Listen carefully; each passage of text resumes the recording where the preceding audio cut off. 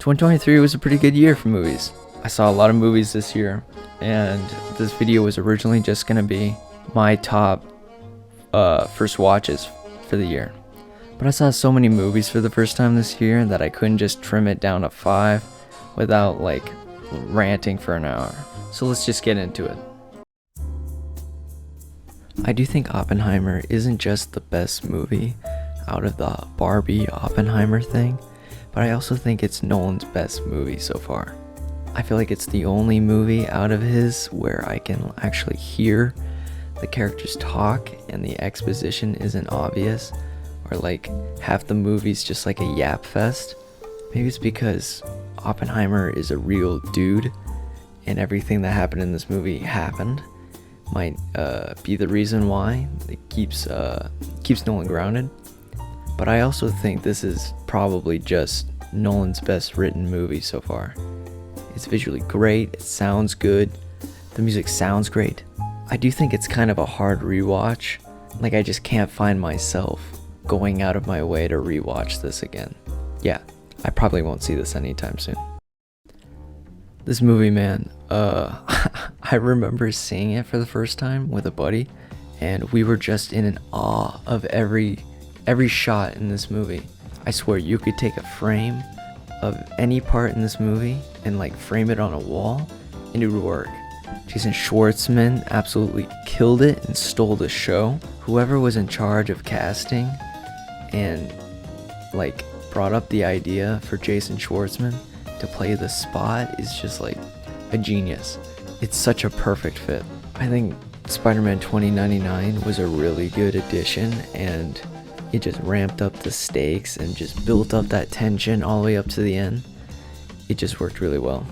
I do think they might have a problem for part 2, just because how are you gonna top what you just did? Like, I don't really know where they're gonna go from this. I have no clue. But yeah, it was really, really good. This was a hard watch. The story of the Von Erich brothers is just such an intense and stressful story that gives you no time to breathe. I love the cinematography, and I really hope that Zac Efron at least gets a nomination for this movie. He did such a good job that like he'd be robbed if he didn't get it. I went into this movie knowing nothing. I didn't even see a trailer, and I feel like that just made the theater experience just way better. But yeah, I'm not lying when I said it was a hard watch. Yeah, good movie. I love this movie. The Holdovers is such a like cozy movie with amazing performances all around the board. Paul Giamatti did a great job. And then Dominic Sessa, like holy shit, that's his acting debut.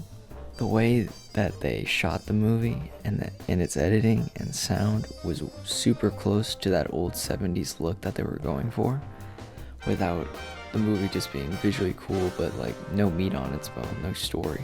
Definitely holds the most records of someone going to the bathroom, and will definitely be on my go-to watch in December.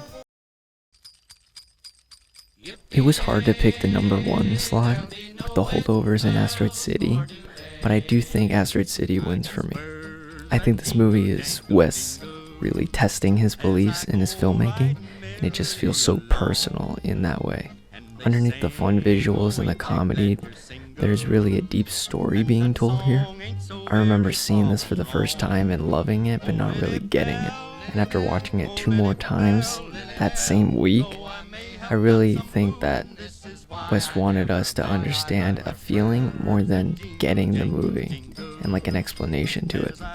The scene where Jason Schwartzman's character is talking to the actress who played his wife was really where I felt this idea the most.